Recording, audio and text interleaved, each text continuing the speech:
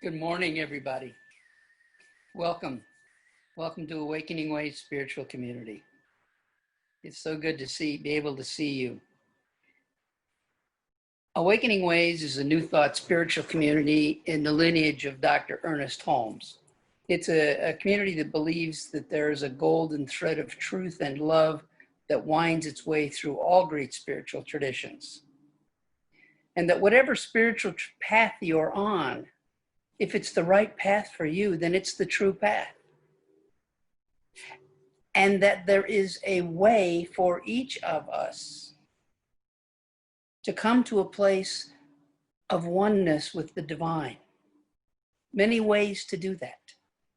And here at Awakening Ways, we feel our job is to help you find the way that works best for you.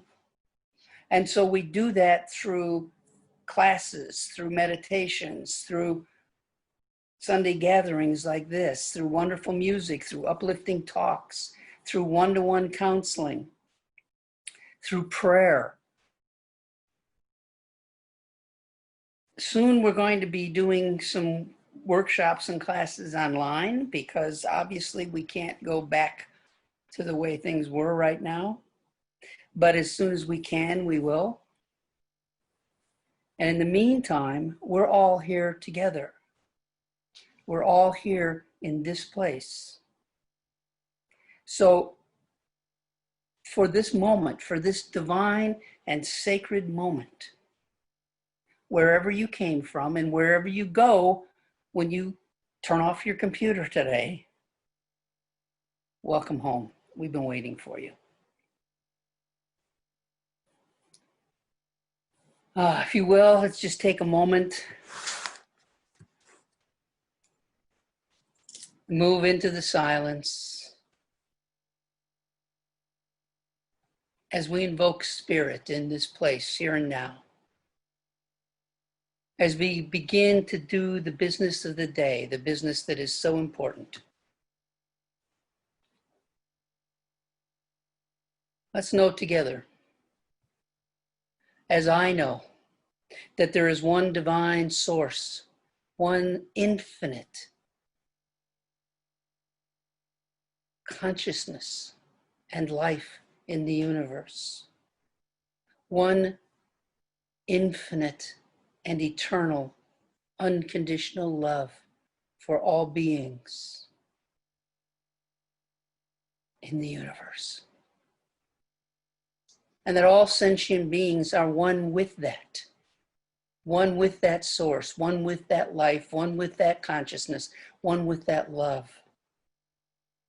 And as part of all beings, I know that I am part of that consciousness, that life, that love, that being, that source.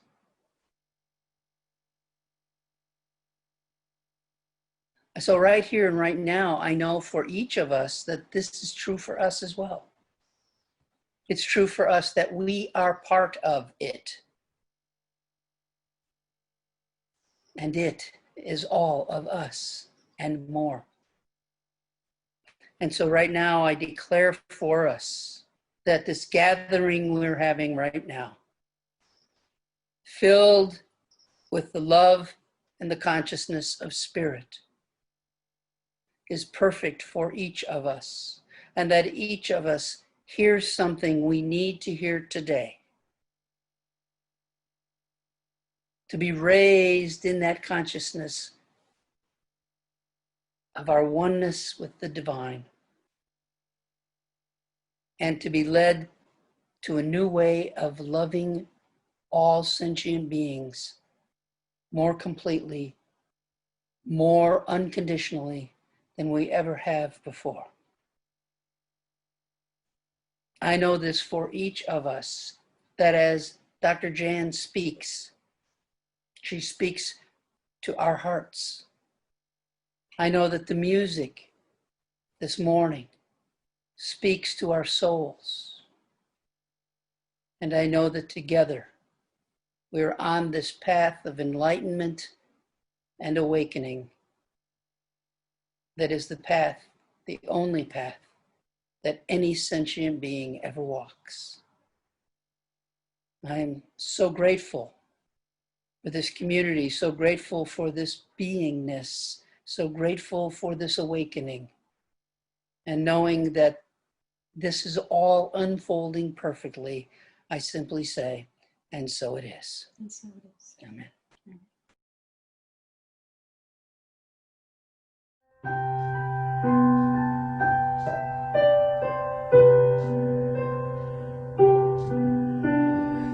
Lord, let me be an instrument of thy peace. Lord, let me be an instrument of thy peace. Where there is hatred, also seeds of love.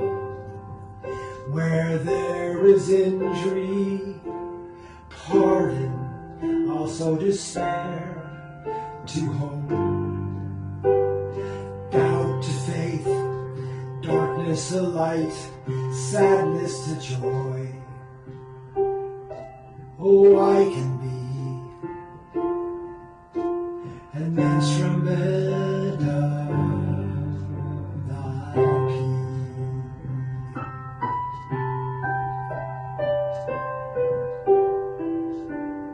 Lord,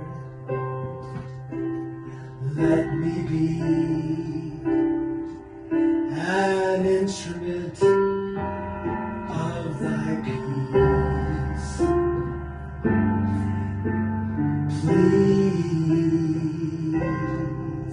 I long to be an instrument of thy peace. Let me not seek to be consoled, but to console. Let me not seek to be understood, but to understand. Let me not seek to be loved, but to love. Yes, I can be an instrument of thy peace.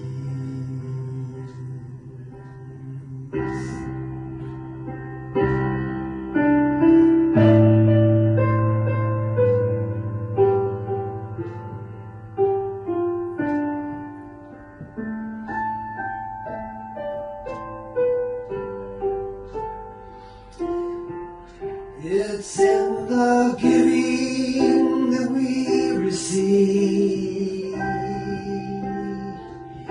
It's in the pardoning that we are pardoned. It's in the loving that we are loved. It's in the dying that we are born into the kingdom forever and always.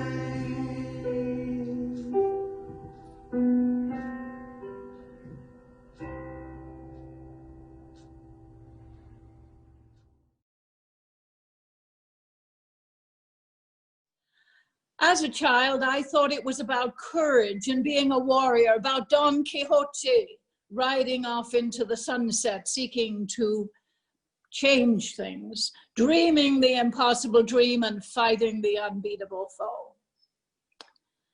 But as I think about it, one can have serenity and acceptance and courage, but without the wisdom, where can they lead us? You know, we can serenely follow a road leading away from our goals. We can accept judgments and labels that aren't true about us. We can courageously enter the fray only to find out we're supporting the wrong side. It's the wisdom that makes all the difference. The wisdom to determine the correct direction we wish to travel. The wisdom to reject misguided judgments and labels. The wisdom to correctly direct our courage and our conviction. Have you ever had an acquaintance tell you the same story about some trauma drama going on in their life every time you were around them? One day the actual trauma drama ends, but the story takes on a life of its own till it becomes a living legend.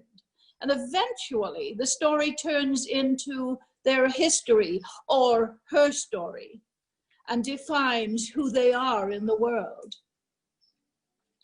Now, maybe there is a legitimate right to feel like a victim.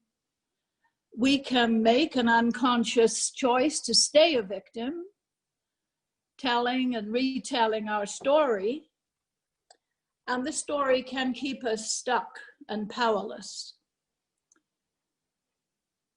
I believe it was Dr. Ernest Holmes that introduced the phrase, change your thinking, change your life. It certainly was a major theme in the New Thought Church.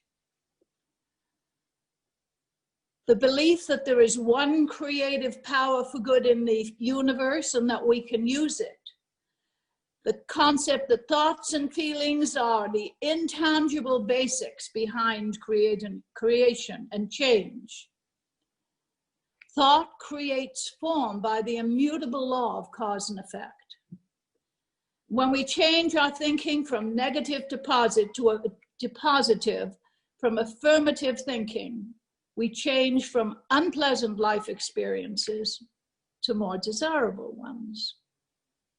And we can call that power anything we want. We can call it infinite intelligence, spirit, absolute mind, or God, but it doesn't care. It created everything out of itself. It is in all, through all, and as all. You know, Dr. Ernest Holmes understood and used these principles and taught them, which led to establishing the Institute of Science of Mind. And Myrtle Fillmore, the co-founder of the Unity Movement, healed herself of TB through the power of affirmative prayer. They both understood the serenity to accept the things they couldn't change aspect of the serenity prayer. They didn't challenge the sovereignty of the dominant Christian churches. No, they simply introduced a new and different metaphysical philosophy into the mix of the 19th and early 20th centuries. They didn't waste their time telling people they were wrong. They introduced them to something new and different. And both Fillmore's and Holmes understood the courage to change the things I can. They had the wisdom to move forward in ways that brought change and fulfillment to many thousands of people. Now, as a teacher and an administrator and a minister, I've spent years working with people. And in counseling, I've observed that the storytelling rituals follow a similar form. The client perceives he or she is the victim. Somewhere, sometime, someone did them wrong. Truth is, our lives are miraculous gifts from the divine, and squandering even 5 minutes of it on our story isn't honoring the gift that's being given. And through the process of recognizing and affirming who they really were, many of these clients, realizing that the divine gift of life is given in love, cured the ailment, turned the lack of prosperity around, found love where they hadn't believed there was any love available to them, and all by changing their minds and embracing the fact that they're not victims. How about us writing a new story based on who we are today, a spectacular spiritual being here on planet Earth, starring in our own production called life. I'd like to tell you a true story that was told by Dr. Bill Hornaday, and it's his story, or one of his stories. Dr. Hornaday was mentored by Dr. Ernest Holmes and eventually became the first minister of the Science of Mind Founders Church in Los Angeles. He was a third-generation Methodist minister. His father traveled the Methodist circuit. He grew up with hand-me-down clothes, pennies in the offering plate, and food provided by the people they served. But he inherited his father's love of public speaking. His parents had a firm edict. All their children were to go to college. And they stated that Bill was to be a missionary. Bill found himself in China, and his teacher was at the end of his rope. Bill did not take easily to the Chinese language, and in order to do the work that he planned on doing, he needed to be well-spoken in Chinese. So he was placed in the home of a middle-class family, and the purpose was that they teach him to speak Chinese. Now, Bill had a burning desire to preach the Christian gospel to the heathen masses. As he said, he observed the heathens trudging into their temples to worship a God that didn't exist. Those are Bill Hornaday's words. But what he found is that these people lived their religion 24 hours a day. There was no one special day set aside for observing Buddhism. One morning, the son in the family reported to his father that Bill had tossed all night long. Bill staggered to breakfast, and his host asked him if he would like to be able to sleep that night. Now, the home was filled with idols, and the host brought a chubby-cheeked, reclining statue to the table. And he asked Bill, as you sleep, what would you like to dream about? And Bill immediately said, home. His host wrote on a piece of paper, placed it in the idol, and returned it to the shelf. It's done. You will sleep tonight. When his head hit the pillow, Bill slept all night dreaming of home in Monterey Park, California. He questioned the host about his Buddhist beliefs, and finally he had the chance to tell his own glorious message of redemption. The host looked quizzically and asked, and do you really love those who hate you? Well, Bill fumbled with, well, I try. With much misgiving, Bill finally agreed that his host could tell him about his beliefs. On the contrary, said the host, I'll let you tell yourself.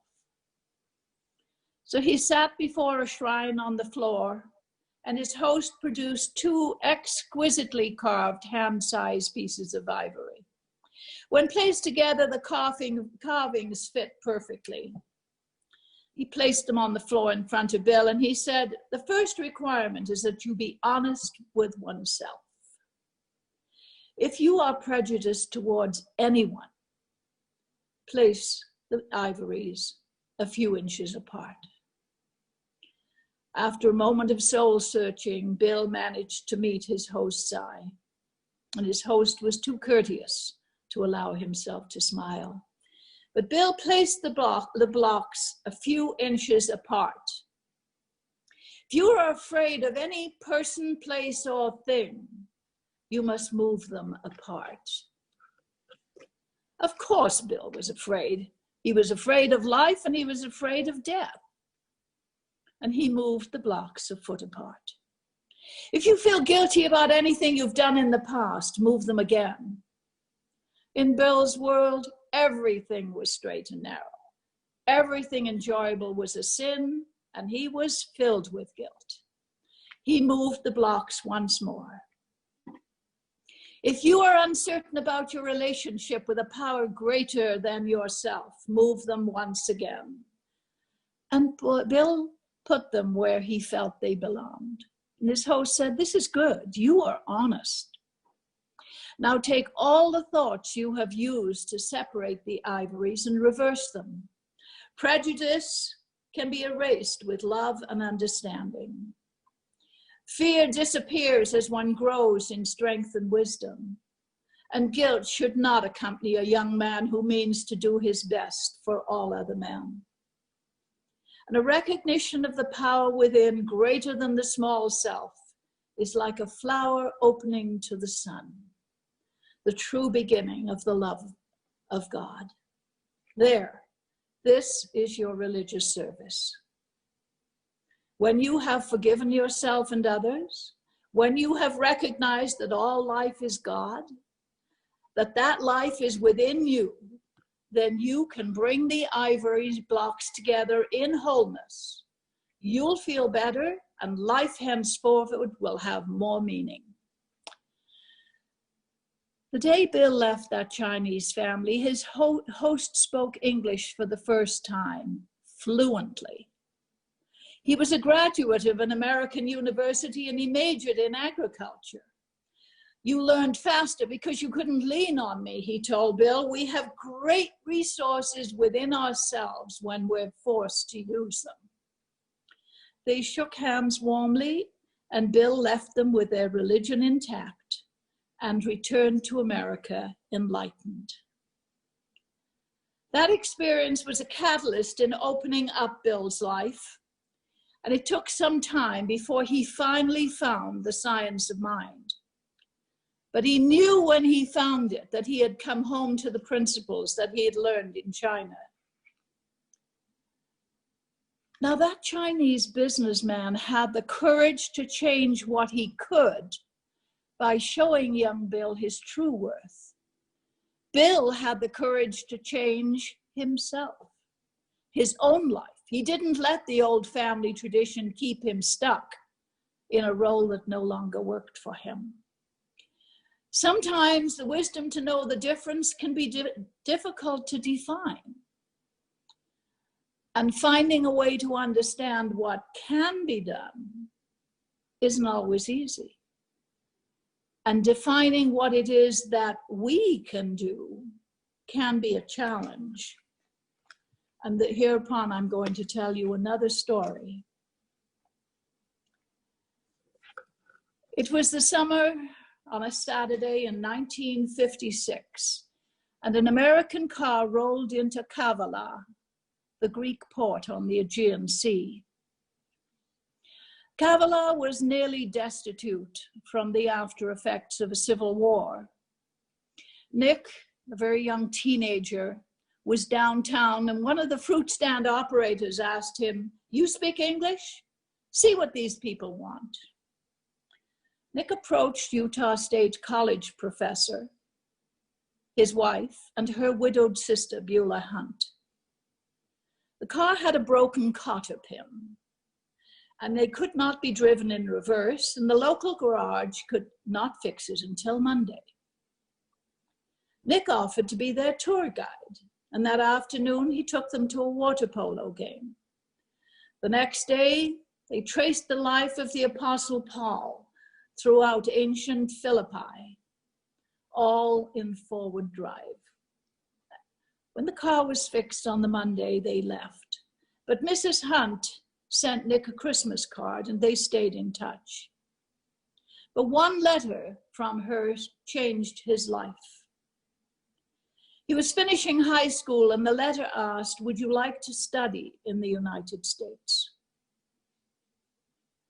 His family was so grateful for this lady, giving him an opportunity, as they said, to go to the promised land. Not only did Beulah Hunt pay for Nick's education, she and her daughter opened their homes and their hearts to him. They were the most wonderful people, he said, the most wonderful people in the world. They made me feel like an integral part of the family and totally accepted and supported. With their support, Nick earned bachelor's, master's, and law degrees from the University of Utah. Nick paid their good deeds forward by sponsoring his younger brother, Gus, to come to Utah. And he sponsored his education at Westminster College, my alma mater. In 2018, Gus and his wife, Barbara, established the Mrs. Arden Hunt Nick J. Colasidis Endowed Scholarship at Westminster College. Now, the word philanthropy is from the Greek words philo and anthropos, meaning love of humankind. The scholarship is an expression of love, a toast to chance, a nod to the past, and a belief in a better future. And this entire story hangs on a broken cotter pin. You know, there was nothing Mrs. Hunt could do to restore Kavala to its former glory and prosperity. But what she could do was make life better for one young boy. Did she ever envision the outcome of her actions? She started out providing an education for Nick, but that led Nick to provide an education for Gus. And the endowment scholarships are educating unknown numbers of other young people. Grant me the serenity to accept the things I cannot change, the courage to change the things I can, and the wisdom to know the difference. You know, in the Upanishads, the sacred text of Hinduism dating from the 8th century BCE, you are what your deep driving desire is. As your desire is, so is your will. As your will is, so is your deed. And as your deed is, so is your destiny. In the autobiography of a yogi, Paramahansa Yogananda said, "Since you alone are responsible for your thoughts, only you can change them. You will want to change them when you realize that each thought creates according to its own nature. Remember that the law works at all times and that you are always demonstrating according to the kind of thoughts you habitually entertain. Therefore, start now to think only those thoughts that will bring you health and happiness." That a quote from Paramahansa Yogananda. You know, I believe now that this is what the Serenity Prayer is about. The wisdom to know that there is a power within us which, when recognized, claimed, and used, can transform us into everything we ever dreamed we could become. Are you ready to start? I am. Namaste.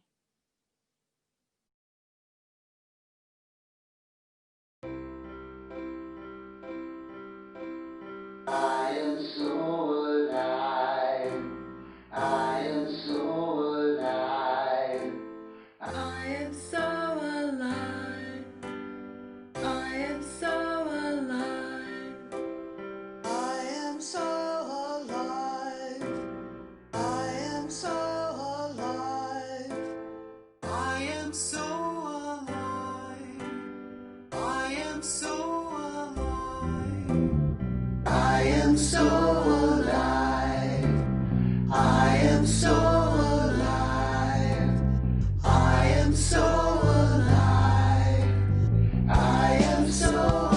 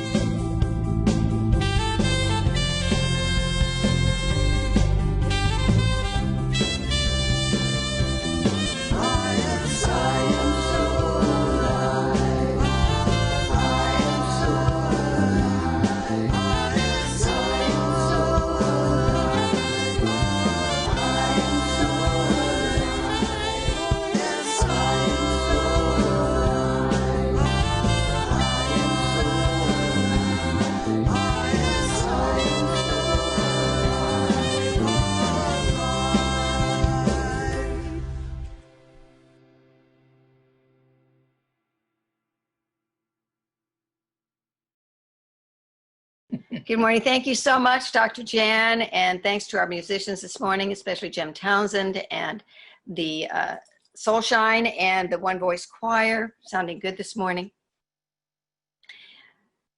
Just a couple of announcements. You know, things are continuing on with the situation that we have going on in our world and especially in our country right now. And we were thinking about possibly moving back to the pavilion the first Sunday in August. The board will be meeting again this month and we'll be talking about that. My guess is that that's probably not going to happen. And so Zoom will probably continue for another little while, maybe another month, but we'll make that decision and talk about it this month and then get back to you after the board meeting. We just need to do what we need to do, and you know that too. A reminder that next week, thank you so much, Dr. Jam. I love the stories that I don't know where you get them. As a sister minister, I would just love to come over to your house and just kind of paw through your stuff and find all those stories, because they're just so wonderful. Thank you so much for your inspiration and your wisdom this morning. And a reminder that next week we're going to have Dr. Rick Moss as our guest speaker. We're doing speakers every week instead of Frank and myself because, as most of you know, we are in the process of moving and it seems like it is endless and we're still at it. So Dr. Rick Moss will be with us next week. Some of you know Rick when he was in Monterey. He used to come and speak for us occasionally at the pavilion. He's since moved to Florida, but he's available on Zoom. So he's going to be with us next week. And the title of his talk is The Possibilities for Transformational Healing. The possibilities for transformational healing. And if you've ever been around Rick, you know that he has this skill and this ability to do, what does he call them? It's a process. It's a healing process. He takes everyone who's there through a healing process, and you come out after being with him. You come out transformed, just like he says here in his talk title. So you don't want to miss that next week, Dr. Rick Moss. Want to thank everyone for their ongoing financial support for us. You know, your generosity and your gifts, your tithes, your donations, your love offerings, all of those help us to keep doing what we're doing. It looks different, but we still have bills, and we're so grateful for your kind and loving support. And also remember that prayer in this community is ongoing. Believe me when I tell you that people are in prayer every day, often a large portion of the day, in prayer for individuals and for Awakening Ways also as an organization. So if there is an issue in your life that you need prayer support for, just a reminder that you can request prayer, and the prayer support team, soul support team, will pray for you for a week or for however long you need to be supported for this issue. And all you have to do is simply send us an email at awakeningways@thegrid.net. Please put in your subject line that this is a prayer request, so we can pick that up. Or you can call the phone number at the office, and that phone number is 805-460-0762. 805-460-0762, and you can call and leave a message there, and we will get the message and we will hold you in prayer. We want everyone to feel as supported as we feel by you. So times are tough and things may be going on for you, and even though we're not physically together, we can all know the spiritual truth for you and know your wholeness and healing. So with that, we just want to leave you and look forward to next week when Dr. Rick will be with us, and send you this blessing. May all things wise and wonderful find their way into your life this day and each and every day. Endless blessings, beloveds. Namaste.